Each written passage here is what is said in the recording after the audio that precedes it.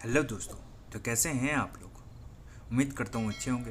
तो पिशाचिनी पार्ट 7 में आपने सुना कि राजन और माया अनामिका के घर कुछ सबूत जुटाने जाते हैं और उसके बारे में कुछ जानकारी जुटाकर उसका एल्बम लेकर वापस अपने घर आ जाते हैं। और अचानक राजन को महसूस होता है कि निधि उसको पुकार रही है। वह देखता है कि निधि बाहें फैलाए उसे पुकार रही है। जैसे ही राजन निधि के पास जाने वाला होता है कि निधि गायब हो जाती है और राजन परेशान हो जाता है। तभी माया उसको समझाती है वो निधि नहीं थी, वह कोई और थी। वो आपको छल रही थी, वह अनामिका थी।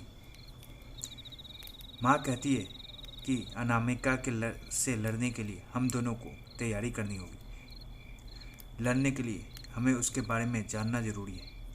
अब आगे अपनी माँ को खोने के बाद राजन अंदर से ही टूट चुका था और निधि को खोने का डर भी सता रहा था। इसीलिए वो माया के साथ अनामिका के बारे में पता करने के लिए जाने को तैयार हो जाता है। दोनों निकल जाते हैं। माया, राजन जी, हमें सड़क के उस तरफ के घर से शुरुआत करनी होगी। हम पहले घर से शुरुआत करेंगे। सड़क के इस पार सिर्फ आपका और अनामिका का घर है और कोई यहाँ नहीं रहता, और उसके सामने सिर्फ मेरा घर है, तो हमें वहीं से शुरुआत करनी होगी। राजन ठीक है माया जी। राजन और माया पहले घर में पहुंच जाते हैं। दरवाजे की घंटी बजती है, टिंग टोंग टिंग टोंग। दरवाज़ा खोलने के लिए एक महिला बाहर आती है। वो कहती है, जी कहिए, क्या बात है? माया जी, मेरा नाम माया है और इनका नाम राजन है। हम यहाँ किसी के बारे में जानने के लिए आए। अगर आपकी मदद मिले तो शायद कुछ जानकारी इकट्ठा कर सके। क्या आप अनामिका को जानती हैं? महिला, जी मैं ज़्यादा तो कुछ नहीं जानती। हाँ, आने से पहले मुझे बस इतना पता चला था कि इस मोहल्ले से एक लड़की गायब हो गई जिसका नाम अनामिका है। हमें आए हुए कुछ 4 साल हुए हैं, तो फिर हमें अनामिका के बारे में कुछ नहीं पता। माया जी, आपका बहुत बहुत धन्यवाद। माया, राजन से यहाँ से तो कुछ खास पता नहीं चला। राजन जी, अनामिका के बारे में पता करने के लिए हमें और आगे जाना होगा, देखना होगा और क्या पता चल सकता है। माया और राजन दूसरे घर पहुंचते हैं। दरवाजे की घंटी बजती है, टिंग टोंग। इस बार भी दरवाज़ा खोलने के लिए एक महिला ही बाहर आती। महिला कुछ अधेड़ उम्र की लग रही थी, करीबन 45 साल की। माया, नमस्ते। मेरा नाम माया है और इनका नाम राजन है। हम यहाँ आपसे कुछ जानकारी लेने आए हैं, अगर आप मदद कर सके तो। महिला, हाँ हाँ कहिए। माया, जब मैं इस मोहल्ले में आई थी तो हमने अनामिका के बारे में कुछ सुना था। क्या आप अनामिका को जानती हैं? अनामिका का नाम सुनते ही उस महिला की आंखों में आंसू आ गए। माया मन ही मन सोचने लगी, इन्हें ज़रूर कुछ पता है। यहाँ से हमें ज़रूर कुछ न कुछ मदद ज़रूर मिलेगी। महिला ने उन दोनों को अंदर आने के लिए कहा और दोनों को सोफे पर बैठाया। उनके लिए कुछ खाने पीने को लेकर आई और सामने बैठ गई। वो पंजाबी लहजे में बोली, अनामिका के बारे में पता करने आई हो ना पुत्र? बिल्कुल सही घर आई हो। हाँ, मैं अनामिका को जानती हूँ। कहो क्या जानना चाहती हो उसके बारे में। माया, अगर आप मदद कर रही हैं तो ये बताइए, वो कैसी थी, कहाँ गई, उसके साथ क्या हुआ? महिला, अनामिका बहुत ही प्यारी बच्ची थी। जब मैं यहाँ आई थी, अनामिका तकरीबन 10 साल की रही होगी। वो अक्सर हमारे घर आया करती थी। मेरी बेटी करीब 2 बरस की थी। अनामिका को बच्चे बहुत पसंद थे। वो बच्चों के साथ खेलना बहुत पसंद किया करती थी, इसीलिए अक्सर मेरी बेटी के साथ खेलने आ जाया करती थी। स्वभाव से वह कुछ नटखट थी, पर जब भी मिलती तो एक प्यारी सी मुस्कान के साथ मिलती। जब हम यहाँ नए नए आए थे, वो अक्सर मेरे घर आती और कहती, आंटी जी, आपको जो भी ज़रूरत हो मम्मी से कह दीजिएगा, वो आपकी मदद कर देंगी। और हमेशा मेरी बेटी के साथ खेलती, उसका ध्यान रखती, बड़ी हंसमुख थी और बोलती बहुत थी। मुझे आज भी याद है उसका वो मासूम चेहरा। अनामिका पर मुझे धीरे धीरे विश्वास होने लगा। मैं अपनी बेटी को उसके साथ खेलने के लिए छोड़ देती। कभी वह हमारे घर आकर उसे खिलाती, कभी अपने घर ले जाकर खिलाती। अनामिका और गुन्नू मेरी बेटी दोनों धीरे धीरे बड़े होने लगे थे। अनामिका करीब 16 साल बरस की हो गई थी।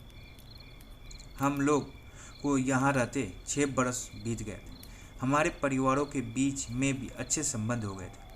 अक्सर आना जाना, मिलना बैठना साथ हुआ करता था। अचानक एक दिन भाभी जी रो रही थी। मैंने उनसे पूछा कि क्या हुआ, तो उन्होंने बताया कि अनामिका का पता नहीं चल रहा, कुछ पता ही नहीं चल रहा, वो कहाँ गई। भाभी जी की बात सुनकर मैं हैरान हो गई। एक झटका सा लगा। अचानक अनामिका का गायब होना। अनामिका को बहुत खोजा गया। जब अनामिका नहीं मिली तो उसकी रिपोर्ट पुलिस में लिखवाई गई। पुलिस ने भी छानबीन की। धीरे धीरे दिन बीतते गए। एक हफ्ता, एक महीना, पर अनामिका का कोई खबर नहीं मिला। पुलिस ने उसे मृत घोषित कर दिया। अचानक से अनामिका की मम्मी पापा भी गायब हो गए और भाई भी कहीं चला गया। आज भी वह परिवार याद आता है तो मेरी आंखें भर आती है। माया, यह तो आपने ये बताया कि अनामिका कैसी थी, पर उसके साथ हुआ क्या था आंटी जी? महिला, उसके साथ क्या हुआ ये तो नहीं पता बेटा जी।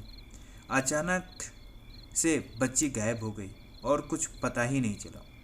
काफ़ी समय बाद जब कुछ पता नहीं चला तो पुलिस ने अनामिका को मृत घोषित कर फाइल बंद कर दिया। उसके बाद परिवार भी गायब हो गया।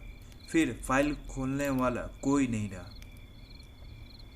और जानने वाला भी। माया, आंटी जी, जैसे कि आपने बताया कि अनामिका अक्सर आपके घर आती थी, तो कभी आपने उसके व्यवहार में कभी ये देखा कि वह किसी को नुकसान पहुंचा सकती या कुछ भी शरारत कर सकती हो? महिला, बच्चों की शरारत एक अलग बात है बेटा जी। उसके अलावा तो मैंने अनामिका में ऐसा कुछ भी नहीं देखा न महसूस किया। और बचपने से भरा उसका मासूमियत था। वो बहुत मासूम बच्ची थी। वो किसी को नुकसान नहीं पहुंचा सकती। माया, आपका बहुत बहुत धन्यवाद आंटी जी, आपने हमारी बहुत मदद की। माया और राजन घर से बाहर निकल आए। माया राजन से कहती है कि राजन जी, हमें ये तो पता चल गया कि अनामिका कैसी थी, पर उसके साथ क्या हुआ ये नहीं पता चला।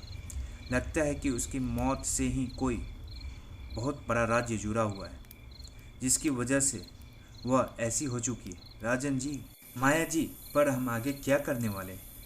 माया, पता नहीं राजन जी, इनकी ही तरह मुझे भी लगता है बाकी लोगों को भी अनामिका के बारे में कुछ नहीं पता। उसके साथ हुआ क्या हुआ था? माया, राजन जी, हमें कोई ऐसे व्यक्ति को ढूंढना होगा जो सिद्ध तांत्रिकों को जानता हो। यह आंटी जी हमारी मदद कर सकती हैं। जैसे कि हमने बताया, पिशाचिनी को सिद्ध करना आसान बात नहीं है। उसको सिद्ध करने के लिए बहुत ज़्यादा मेहनत और बहुत ज़्यादा तप की ज़रूरत होती है। ये सिद्ध बाबा और साधु लोग ही कर सकते हैं। और पिशाचिनी को काबू करना भी आसान नहीं होता। उनको काबू करने के लिए तपस्या और सिद्धि दोनों की आवश्यकता होती है। हमें किसी ऐसे तपस्वी या तांत्रिक की आवश्यकता है जो इस प्रकार की सिद्धि प्राप्त कर चुके हैं। दोबारा से आंटी जी के घर की घंटी बजाती है। टिंग टोंग, टिंग टोंग। माया, माफ़ कीजिए आंटी जी, फिर से आपको तकलीफ़ दे रही हूँ, पर क्या आप मेरी एक छोटी सी मदद कर सकती हैं? महिला, क्या बेटा जी, बोलो। माया, आप यहाँ काफ़ी समय से रह रही हैं, तो आप किसी सिद्ध पुरुष को जानती हैं जो हमारी मदद कर सकता है? महिला, अनामिका सिद्ध पुरुष? क्या बात है बेटा, तुम ऐसा क्यों बोल रही हो? अनामिका ऐसी लड़की नहीं थी, तुम क्यों ऐसे बदनाम कर रही हो?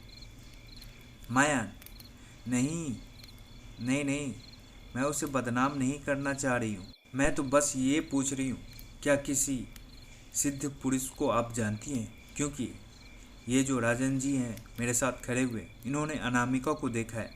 राजन, हाँ, मैंने अनामिका को देखा है। एक नहीं, कई बार देखा है। अनामिका, मैं जिस दिन से आया हूँ तब से मेरे पीछे पड़ी है। उसकी कैद में मेरी पत्नी है। हमारी मदद कीजिए प्लीज़। मेरा होने वाला बच्चा भी खतरे में है। महिला, मैं सच में किसी तपस्वी या सिद्ध तांत्रिक को नहीं जानती हूँ। जानती होती तो मैं आप लोगों को जानकारी अवश्य देती। माया, ओके आंटी जी, हम लोग चलते हैं। बहुत बहुत धन्यवाद। माया और राजन दोनों बाहर आ जाते हैं। इस बात से भी हताश थे कि उस महिला को किसी भी सिद्ध तांत्रिक के बारे में जानकारी नहीं थी, वरना उनका कार्य आसान हो जाता। माया, राजन जी, अगर इन्हीं किसी तांत्रिक के बारे में पता होता तो हमारा काम बहुत आसान हो जाता। पर अब हम क्या करेंगे? ये तो बहुत मुश्किल है, क्योंकि अब हमें एक सिद्ध तांत्रिक को ढूंढना है। यह एक पहाड़ी इलाका है, यहाँ पर कई साधु और तांत्रिक सिद्धि प्राप्त करने के लिए आते हैं। आप वह देख रहे हैं? माया ने बाएं हाथ में एक उंगली से इशारा करते हुए राजन को एक दिशा में पहाड़ी की ओर दिखाया। मुझे पहाड़ी देख रहे हैं? वो जो पहाड़ी देख रहे हैं ना, वहाँ पर कई तांत्रिक आते हैं। आपको वहाँ जाकर किसी सिद्ध तांत्रिक को ढूंढना होगा जो हमारी मदद करे। राजन, माया जी, आप तो ठीक कह रही हैं, लेकिन वह एक सिद्ध तांत्रिक है, ये कैसे पता कर पाऊंगा मैं? माया, वह पहाड़ी न सिर्फ तांत्रिकों का गढ़ है, बल्कि वह पहाड़ी सुबह के समय कई पर्यटन घूमने भी वहाँ आते हैं, जिन्हें उनके गाइड घुमाने लाते हैं। पहाड़ी के आसपास का नज़ारा बहुत ही खूबसूरत होता है। उसी पहाड़ी के पास एक मंदिर भी है, जहाँ पर्यटक अक्सर घूमने आते हैं। वहाँ जो गाइड पर्यटकों को लेकर आते हैं, उन्हें उन तांत्रिकों के बारे में पता होता है। दिन में तो वो पहाड़ी पर्यटक स्थल है, परंतु रात में वह सिर्फ तांत्रिकों का गढ़ होता है। राजन, माया जी, अगर तांत्रिक दिन में वहाँ नहीं जाते तो कहाँ रहते हैं? माया, वह कहीं नहीं जाते और वह कहीं नहीं आते। मैं उसी पहाड़ी पर जो चंदन आपको दिखाई दे रहा है ना, उसी जंगल में अपनी सिद्धि प्राप्त करते हैं। उन पाठकों की जानकारी किसी भी पर्यटक को नहीं दी जाती, या उनके लिए और सिद्धि करने वाले तांत्रिकों दोनों के लिए सुरक्षा के लिए होता है। राजन जी, आपको डर तो नहीं लगेगा? मैं किसी को आपके मदद के लिए भेज सकती हूँ, अगर आप चाहें तो। राजन, यदि कोई मेरे साथ चलेगा तो बहुत अच्छा रहेगा। डर तो नहीं लगेगा, पर हाँ, कोई साथ में होगा तो उसकी मदद मिल जाएगी। माया किसी को फ़ोन करती है और उसे अपने घर पे बुलाती है। राजन और माया दोनों अब माया के घर पहुंच चुके थे। माया राजन का उस व्यक्ति से परिचय करवाती है। ये राजन जी हैं, इन्हीं की पत्नी निधि, जो कि उस आत्मा अनामिका के कब्जे में, जिसे हमें बचाना है।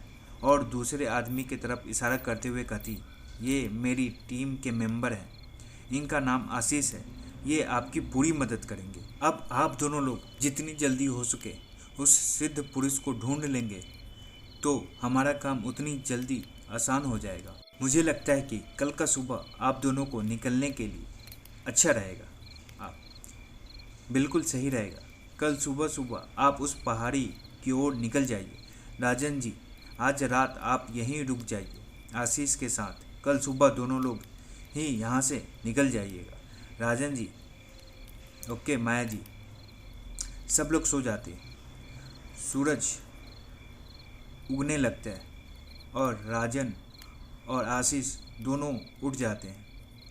माया, आशीष, कोई भी दिक्कत हो तो आप मुझे फ़ोन कर सकते हैं, मेरा नंबर है ना आपके पास? आशीष, ओके मैम, हम चलते हैं। आशीष और राजन दोनों निकल जाते हैं। क्या राजन और आशीष सिद्ध ढूंढ पाएंगे?